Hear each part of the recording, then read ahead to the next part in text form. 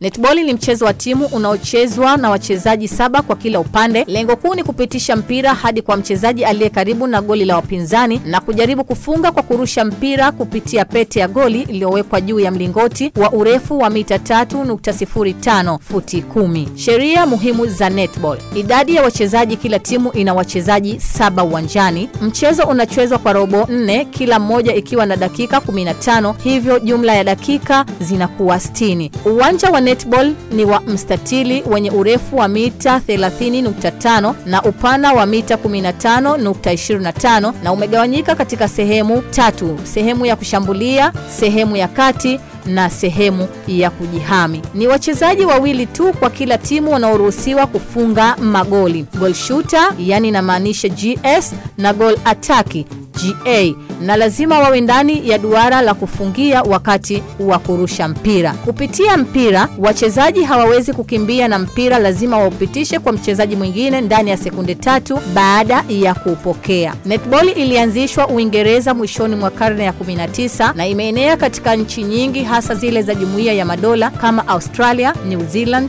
na Afrika Kusini. Mchezo huu unachezwa zaidi ya watu milioni 20 katikati zaidi ya nchi 70. Ingawa netball haijajumuishwa katika michezo ya Olimpiki, kuna juhudi zinazoendelea kuipatia nafasi hiyo, hasa kuelekea michezo ya Olimpiki ya Brisbane 2032. Netball ni miongoni mwa michezo maarufu zaidi nchini Tanzania, hasa miongoni mwa wanawake. Ililetwa nchini baada ya vita ya kwanza ya dunia na kuchezwa sana katika shule za msingi. Chama cha Netball Tanzania, Chaneta, kilianzishwa mwaka 1960. Hata hivyo, umaarufu wa mchezo huu ulipungua katika miaka ya 1990 kutokana na mabadiliko ya kiuchumi. Netball ni mchezo unaohitaji kasi, ustadi na ushirikiano wa timu, na ni mchezo unaofaa kwa watu wa rika zote na umeendelea kukua na kuenea duniani. Na kwa Tanzania kuna fursa ya kufufua na kuendeleza mchezo huu kupitia uwekezaji katika miundombinu na program za kukuza